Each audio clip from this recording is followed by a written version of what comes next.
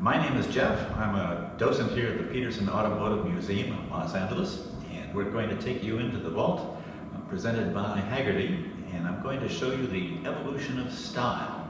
I'm going to show you something over 100 years of automobiles from various manufacturers around the world, so you can see how important style is in the movement and sale of cars. And we're going to start with the oldest ones and with the newest ones. Follow me into the vault. There's 60,000 square feet down here. There's approximately 250 cars visible at any given time. And we're going to start with a car from 1909. And it is this one on my left side. It's called the Dumont. As you can see, it's short for Detroit Motor Company. And I don't want to speak a whole lot about the technical aspects of the car. I want to help you look at the design of the car. I call this the era of no style. That's not entirely fair. All cars show some attitude towards style. You can see the upholstery on the seat, for example. But I want you to see in this old car, this 1909 car, is look at all the parts which have been assembled to make this into a car. The chassis, or the frame, which is this red piece that you see right here. And attached to the red frame, or chassis, is a lot of stuff. The engine, the seats, the lights, the fenders, the wheels. And in the end, what you have is a car which doesn't have any style to speak of. It's just an assemblage of parts. And I want to show you something else. These early cars, this is a good one to see it. There's essentially three boxes on a frame. Box number 1 for the engine, box number 2 for the passengers, and this one is not showing a trunk. It is a gas tank back here, but that's essentially where the third box would be, and later on in some of the older, newer cars, they have a third box for cargo or luggage. So, engine, passengers, cargo. All right, let's take a look at another car. And this next car you're about to see, nobody would ever claim is a beautiful or stylish car. Quite the contrary. It's the one that's protruding here a bit. Again, we're talking about the era of no style. There's nothing stylish about that car. A lot of you would already recognize that as the famous Ford Model T. It's the 9th best-selling car in all of the world, having sold some 15 million of them between 1908 and 1927. And what sold this car was its low price, about $450 back then, its durability, and its being adapted to the poor quality of the roads back in the 19-teens and 20s. But oh, it is pretty darn ugly. There's the back end of the car. Notice there's a little bit of storage compartment back there. It's the same box style that I was telling you about before, the engine, the passengers, and the cargo. Notice how high the roof of the car is. This is to accompany the fashions of the day. Henry Ford was concerned about the price of the car and the efficiency and production methods, and whatever the car looked like at the end of that is whatever it looked like. The car looked essentially the same way from 1908 when it went into production until 1927. Eventually, the fashion of the car was so dated that people drifted away from Ford and went to other companies who offered more stylish products. All right, that's the era of no style. Let's move to another era. This era I refer to as the era of early style, or perhaps we can think of it as emerging style. I want to start with this one. Clearly the paint job will get your attention. It's a Ruxton from 1929.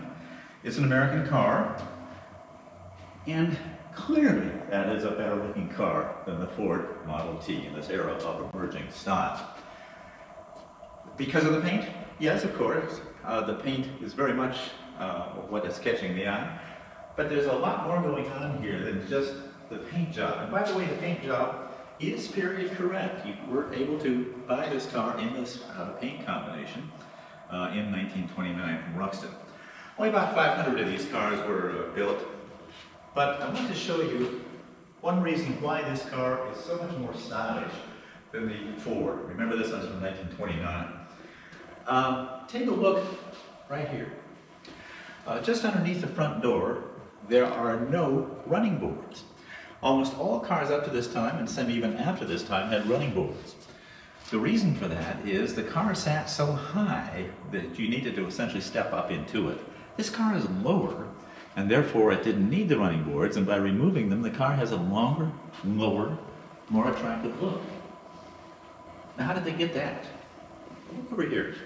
If I can get you to look underneath the fender here, you'll see a mechanism, this silver mechanism going into the brakes. That is a reflection of the front-wheel drive technology from this 1925 Ruxton. There is no drive shaft running from the engine all the way back to the differential at the back end of the car, thereby allowing the designers to have the car sit much lower than cars of the era. Very attractive car. Now, right next to it, we're still talking, but now about the era of emerging style. This one clearly is a beautiful car. This one's 1931. It's from a company called Cord. That's C-O-R-D for those of you who are not familiar with it.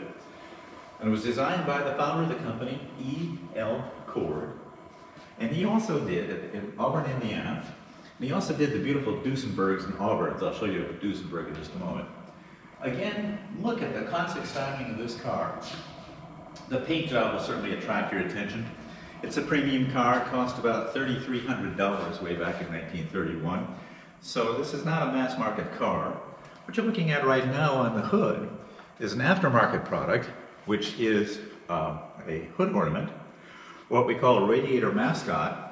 That one's in machined glass that later became Lewick French crystal. And on some of the cars, it has an internal light source, a mechanical color wheel. As you drive the car, it goes red, yellow, green, blue. Now, this car too has that long, low, attractive look, which we did not see in the earliest era of cars. Also, the back end of the car that you're looking at right now. Look at the trunk. This is essentially a customized travel trunk. They usually would go to the docks, pull this off the back end with a porter, put it on a ocean-going vessel, go to Europe in it. Eventually, they built in the trunk supports in the cars and integrated them with the body. One more quick look on this Cord that I'm going to show you. And if I can get you to look underneath this front fender again, yes indeed, this is again a front-wheel drive car. That's where the low, long look is coming from. What a beautiful car. What happened to it?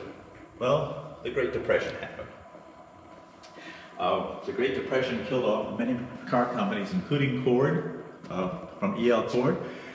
Right next to it on the right side is the beautiful Duesenberg from 1933, also from the E.L. Cord. This is a customized body, though. It's essentially a one-of-a-kind car body designed here in Pasadena, the Los Angeles area. And for the most part during this tour, I'm going to avoid talking about one-of-a-kind car bodies, though clearly that is a beautiful one. All right, if that's the era of emerging style, let's go to a third era. The era now that I want to talk about is the era of Art Deco cars. And the French did Art Deco cars more beautifully than anyone else. And I will be talking about the French cars in just a moment. But first I want to show you a rare example of an American Art Deco car. If you look right here, that is the LaSalle badge. It was put together by General Motors. And look at some of the Art Deco features. The air ports on the side, of the engine compartment, the two-tone paint. You'll see chevrons on the front fenders here. You see some of the beautiful interior, nicely designed. And while you're back there, take a look at the back end of the car. Remember the three-box design we talked about before? Well, you can see a rumble seat now for additional passengers, and of course there's the trunk motif that we had talked about before, which eventually gets incorporated into the body of the car. Look at the fender skirts right there. That gave the car a more sleek appearance, and we'll see that on cars going into the 1950s, for example, from General Motors. And Lastly, in terms of features I want to show you here, look at this bumper. This is considered one of the classic design bumpers of all time, certainly in its era. And it was used, it was inspired by the biplanes of the era, the aircraft. And one more thing I do want to mention about this car is this is 1934 if I didn't mention it. It was designed by one of the most famous American car designers of all time, the 6'5" Harley Earl of General Motors. He was raised right here in Los Angeles, and I'll tell you more about him a little bit later on. But the LaSalle from 1927, remember this is a 34, but his LaSalle from 1927 established him as one of the great designers of American cars. Last thing, why? This car was an outrageous hit. People loved the car. Why? Notice how the car is an integrated whole now. You don't see all those discrete parts that we had seen in the earlier, older cars. It's nicely fashioned all the way from front bumper to the back bumper, and it just has a flowing line to it that we simply had not seen up to this point. And the American public, and indeed buyers around the world, responded enthusiastically to the LaSalle, introduced in 1927. All right, that was the 1927 LaSalle. I told you that the French do Art Deco cars perhaps more beautifully than any other. Let's take a look at a few of those. Fortunately, I have a few over here. And I'll show you three of them. The Art Deco period was introduced in France right after World War I. It thrived throughout the 1930s, and it was pretty much killed off by World War II. You saw it was the celebration of industrial design with strong geometric shapes and distinctive colors. And boy, did the French shine with the Art Deco cars. I'm going to bring your attention down here to this one first. This one right in the middle is from 1937. It's a Delage. It was called the Aerosport Coupe. Isn't that astonishing? Cars simply did not look like this before the French developed the Art Deco style. And again, why is this car particularly beautiful? Well, it is long, it is low, the running boards are still here. But here's one reason why the car looks better than many of the cars of its era. Right here. Notice there is no post between the front door and the back seat area of the car. I'm sure some of you who are watching are familiar with the post designations on cars. This is the A pillar. If there were a pillar between the front and the back, this would be called the B pillar, and that's the C pillar. Well, most cars had A, B, C, and some even had D's. But by removing that center post, what the French were able to do is give that long sweeping look to the side of the car. There's nothing to interfere with the flow from front to back. Just out of curiosity, look at this. The windows overlap, the wind whistled, the water leaked, but hey, it looked good. And it was prominent at the 1939 World's Fair in New York. This was the French government that was putting out this car and saying in so many words, look what we can do. All right, we're still talking about the French. Let's take a look at the car over here on the right side. This is a Delahaye from 1938. It's called the 135M, and it is, without a doubt, the consummate Art Deco car. A couple of things that you'll notice on this one. For example, notice this windshield folds down to give it a rakish, clean look, or folds up and can even adjust the angle.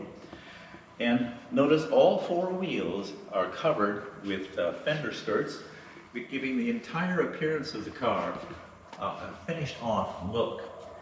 The front fenders had to be quite wide to allow the car to steer, of course, so there was some difficulty with that, but the overall look is tremendous.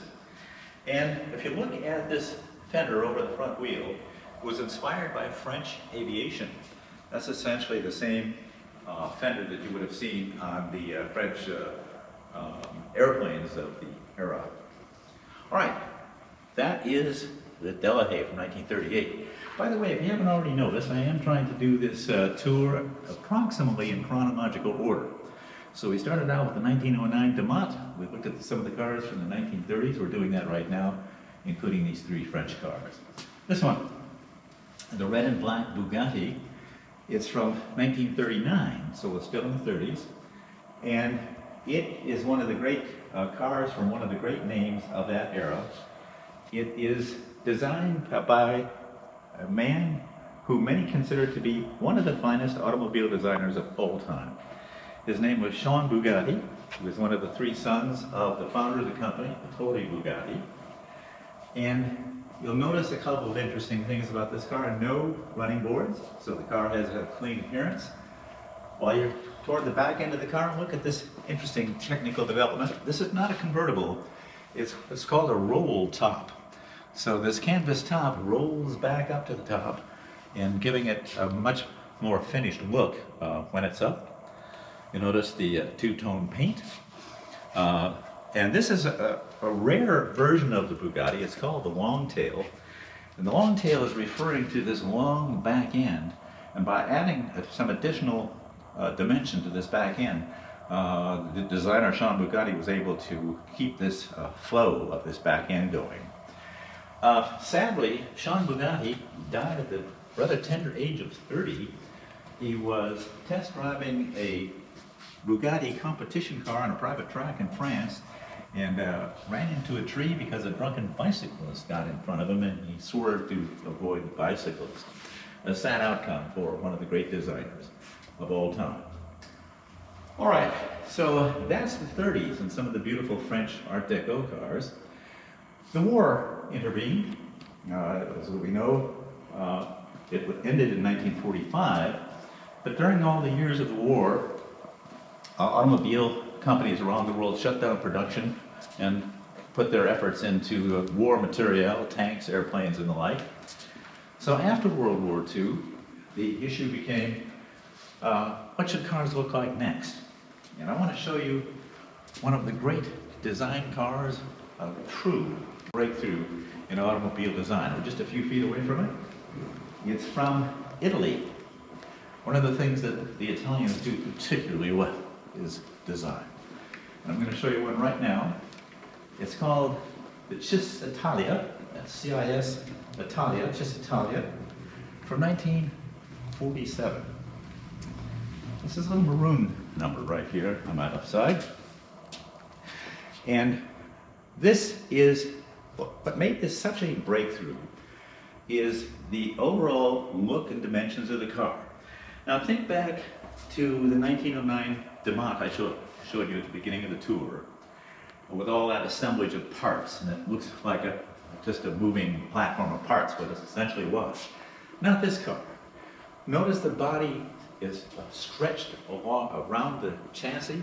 It's uniform, it's smooth. When you're standing right there where you're looking, look at the door handle to get into the car.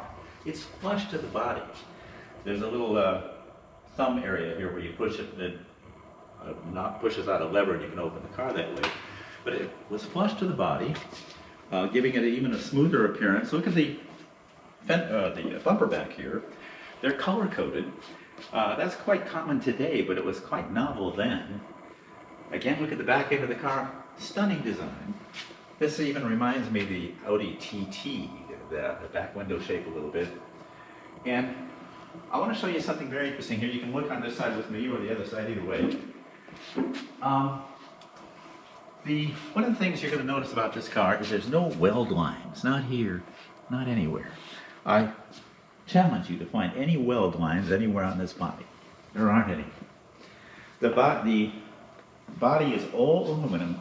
It's one piece, and it was designed by putting the aluminum piece over a wooden form called a buck and pounded into this lovely, lovely shape. It has a little Fiat engine in it, and it's not particularly fast. And that's one of the reasons why it's as small as it is. The car was considered so beautiful and such a breakthrough, it was put in the New York Museum of Modern Art in 1951 in its permanent collection. The great Cis Italia from 1947. Next up, after the 1947 just Italia, we're talking about the era that I call now post-World War II styling. This is an American car called the Tucker from 1948. There 50 of these were built by the entrepreneur and businessman by the name of Preston Tucker. And it is a novel effort to redefine automobiles after World War II. I want to show you a couple of interesting features about it. You can see the overall look of the car is quite aerodynamic, quite unusual for the period. And one of the things, a couple of things about the car that's so interesting. Look at this center headlight here. It moves with the steering wheel. So as you turn left or right, that center headlight will aim into the turn, quite unusual. Another feature of the Tucker that was new to American cars after World War II was safety glass in the windshield. So if you're in an accident, it didn't explode into your face. This car has seat belts. I think you can even see them just inside the door here. This is the first American car to have seat belts. Most American cars got seat belts in the early 1960s. This is 1948. And I don't know if it's possible to see, you have the light on that thing, don't you? If you come around this way, I want to show you something called a safety cell. And just inside here, where the glove compartment would otherwise be, you will see a large open space. And the idea behind this was that if you thought you were about to be in an accident as a passenger, you would throw your body into that space and the car would collapse around you, thereby presumably protecting you. An unusual feature indeed. The engine on this car is a helicopter engine adapted to the back. It's a 6-cylinder horizontally opposed, water-cooled. I have heard this car running, and it sounded like a scene to me out of Apocalypse Now. The designer of this car is Alex Tremulous. All right, that's the 1948 Tucker. Let's go next to the some more cars post-World War II. And the one I want to show you next, you're going to identify with quickly. So many people know it. But it's the Ford Thunderbird from 1955. And I happen to have one right over here. It's a few steps that we need to go down. The 1955 Ford Thunderbird was still in the post-World War II era. Very popular car. If you're an American vintage car collector, you've got to have at least one of these in your collection. This is from 1955. And it was introduced as competition to the Chevrolet Corvette, which came out in 1953. The Corvette did not do well when it was first introduced. It, of course, is a popular car today. But here's Ford's answer to the Corvette in 1955. And the styling was done by Frank Hershey, primarily. And it was inspired by an Italian car, which is sitting right next to the Thunderbird. It's this black Ferrari over here from 1952. And if you look at the styling features of the Ford Thunderbird relative to this Ferrari, this is the Barchetta, by the way. Look at the egg crate grille on the Ferrari Barchetta. Look at the Ford Thunderbird egg crate grille. Look at the air scoops on the Ferrari and how they eventually appeared on the Ford Thunderbird as well. Well, one of the features I remember about the Ford Thunderbird is right here at the back end of it, and has to do with the exhaust pipes coming right out of the bumperettes. That's the exhaust right there, as opposed to coming out of the bottom of the car. As a little kid, I remember seeing that for the first time and thinking, that's unbelievable. Guess how they were inspired? The 1955 Ferrari Barchetta. Now, the Ford Thunderbird is no Ferrari. I call it, well, I probably shouldn't call it this, but it's one of the best looking school buses I've ever seen. It does have a V8 engine in it, but it was considered a personal luxury car, not a performance car. Since we're talking about Ford, we're going to walk down just a few steps. I'm going to show you one of the great design masterpieces from America. It's the 1957 Ford Lincoln. Well, actually it wasn't called a Lincoln in 1957. It was called the Continental Mark II. It was a separate division. And you'll see it in just a moment. So we head through this garage door opening. And it's this silver behemoth here, 1957, the Continental Mark II. the luxury car, the flagship of the Ford Motor Company. Notice it's quite clean in appearance. It's not bedecked with a whole lot of chrome, though certainly the front end is a lot of chrome, but the rest of the car is quite clean. And it has a very, very long, stylish appearance to it. This car was designed by a member of the Ford family. His name was Clay Ford. He was the younger brother of the CEO of Ford at the time, Henry Ford II, who was himself the grandson of Henry Ford. This car cost $10,000 in 1957, and the average price of a car in that year, average price of a house in that year in the United States was $10,000. Very, very few of these cars were sold. It was way too expensive. But it does show you what's considered American style masterpiece in the middle of the 1950s. Next up, we're going to look at General Motors in the middle of the 1950s, and they dominated style. Perfect. So eccentric we're going over. Mm-hmm. Well, we are running long, but if you don't mind, we'll just Keep it on, keep it on. I want to talk about these two General Motors cars. Then I want to talk about a Cutlass over there. And then where we're going to head after that is the Mustang, and then finish up with the couple of supercars. Okay. Oh, and also I do want to introduce the T's having to do with the Jaguar. Right. This might be a good time to do it. Okay. I think I'll introduce it now, and then we'll turn to these two cars. When you're ready. Go ahead. You know, style is in the eye of the beholder, and probably two people would agree that on one car as being the most beautiful car of all time. But there are a lot of people who would identify a particular car as most beautiful of all time. And I'm going to show you that car right at the end of the tour. So be thinking through the remainder of the tour, what might be considered the world's most beautiful car. But first, let's take a look at what General Motors was doing in the middle of the 1950s. What you see right here in front of you is the Chevrolet Bel Air from 1957. One of the most popular cars of the mid-20th century. It was designed by the great Harley Earl, who did that LaSalle that I showed you earlier from 1934. Look at all of the chrome on this car. You'll see chrome down the side, chrome trim on the tail fins, which were becoming popular in this era of the 50s. A heavy chrome grille.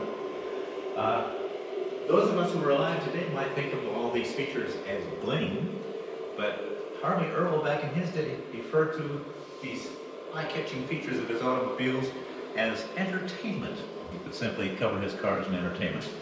And if that's the case, if you want to see an entertaining car, look at the pièce de résistance from the great Harley Earl, the 1957 Cadillac Eldorado Biarritz. Look at the heavy grille, the bumperettes that protruded, the fire engine-led paint job, the two-tone interior, red and white wall tires, the gracefully curved back end, but with knife-edged tail fins. We gotta do that one more time. Okay, sure.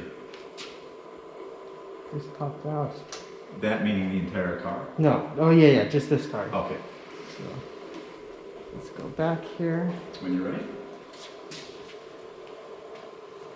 Yeah, we're good. Okay. And Harley Earl was probably at his finest with this car, the 1957 Cadillac Eldorado Biarritz. It's an expensive car for the luxury buyer. The heavy chrome grille, the protruding bumperettes, white wall tires. Look at that gracefully curved back end of the car, but with knife-edged tail fins at the back, giving the car a performance look. And also while you're back here, this is a convertible, as you can easily see. And look at this boot, which covers the top. It's made out of fiberglass, painted the same color as the car, giving it an integrated appearance. What Harley Earl figured out, and General Motors and other car companies too, is it wasn't just low price that would sell and move cars, as Henry Ford figured out. It was also style. People were willing to spend money on cars they consider to be attractive. Since we're talking about General Motors, I want to show you another car that was from the American muscle car era. And it's just a few steps down here on my left side. American muscle car era was generally considered to have begun in 1964 with the Pontiac GTO and was over by about 1971.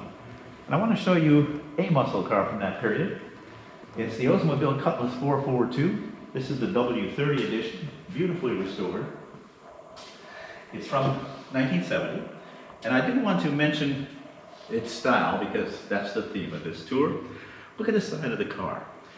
What's interesting about this car is it has what we call Coke bottle styling. Remember the old Coke bottle, the kind of shapely one like you might get out of a vending machine? Well, if you turn it on its side, the part you drink out of is the narrow part, and that would be the front end right here. And the bottom of the bottle that held most of the liquid would be this hump that you see over this back wheel. And so the entire overall look, the side of the car, is what we came to know as Coke model styling. You saw it in the GTO from Pontiac, the Cutlass, the Chevy Chevelle, for example. And it was designed by a great industrial products designer of the era called Raymond Loewy. He designed many products, not just cars. And one of the things that he designed back in the day was the Coke bottle. All right, I'm going to take you now, it's still approximately in chronological order. This one's a little bit out of order. So that one's from the dawn of the muscle car era, actually the end of it toward about 1970. So one of the really popular American cars, certainly in terms of styling and performance as well, of course, is the great Ford Mustang. It was introduced on April the 17th of 1964. It's a 1965 model. It was wildly popular.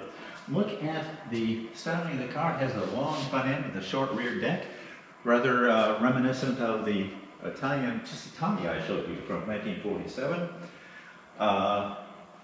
And the look of the car instantly captured Americans' imagination.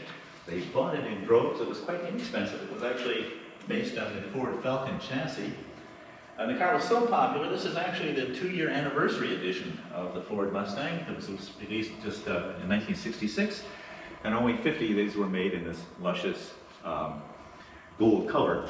The primary designer of the Ford Mustang was from the Ford Motor Company. His name was John Najjar, and he named the car not after a horse, but after the P-38 Mustang fighter from World War II.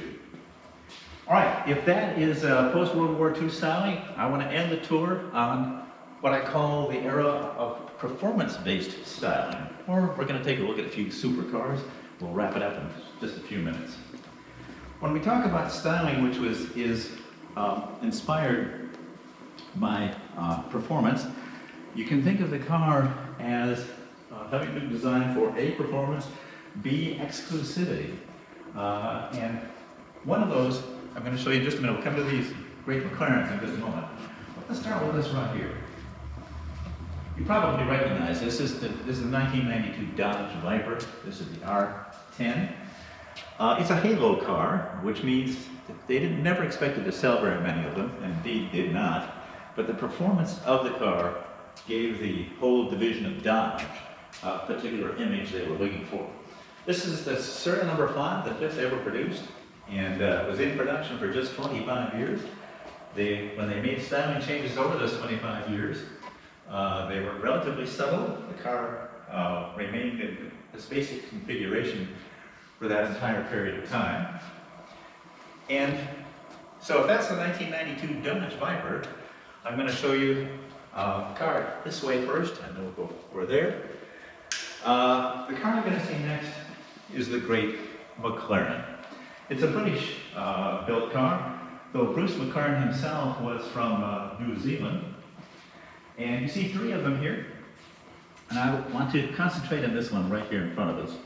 It's the McLaren Senna from 2018. Senna named after Ayrton Senna, the famous Brazilian Formula 1 driver. And look at the design of this car. This will grab your attention immediately, and it all has to do with performance. You see the carbon fiber body? You're getting a close-up of the front end of the car right now. There's no paint on it. It's raw carbon fiber. One feature that you cannot miss on this car is this spectacular wing on the back. This has to do, of course, with keeping the back end of the car down. The car can do 208 miles per hour, 0 to 60 in 2.8 seconds, and it costs in round numbers about $1 million. This is a computer-controlled wing. It goes up and down and even adjusts the rate of the wing to make it into an air brake when the car is trying to decelerate from very, very high speeds. And I'll show you one more thing on the McLaren. I'm going to show you a fabulous Ferrari. So you're coming around toward the front of the McLaren. So there's the wing in the back. There's the wing on the front as well. It's integrated into the body. You see these big air chambers right here. This helps to keep the front end of the car down. There's computer-controlled air dams at the back of those. So when you're taking a car over 200 miles per hour, it wants to become an airplane. There's a whole lot of engineering going in there. The beautiful McLaren. Let me show you the Ferrari. We can't talk about style without showing a modern Ferrari. I'm going to show you this one down here on the right side. There's several Ferraris right here, but I want to concentrate on this one right here. This red one, this is the 2011 599 GTO. 599 of those were built. It's one of the biggest and fastest Ferraris ever built. At about, again, 208 miles per hour, matching the McLaren.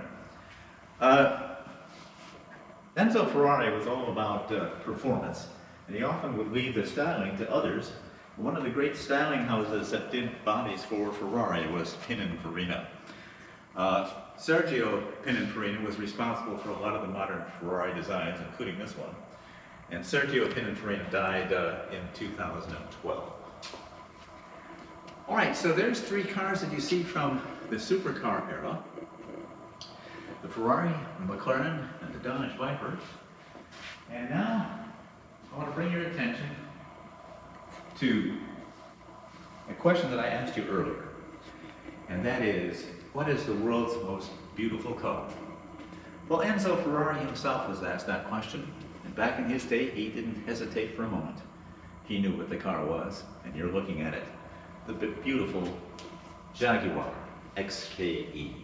It was introduced in 1961. It was in production until 1975.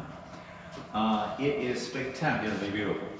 Again, beauty is in the eye of the beholder, but very few among us would consider this to be anything less than beautiful. So the car was designed by Malcolm Sayer. It was put together in Coventry, England. This one has a 6-cylinder engine in it, but they eventually put a 12-cylinder engine in the car in 1971. The car is relatively small, but look at the gorgeous lines. Malcolm Sayer that's a military aircraft designer during World War II for Britain, and he used mathematics, pure mathematics, to be able to design the ultimate aerodynamic car, and I'm sure we would all agree he certainly came up with one of the world's all-time beautiful cars.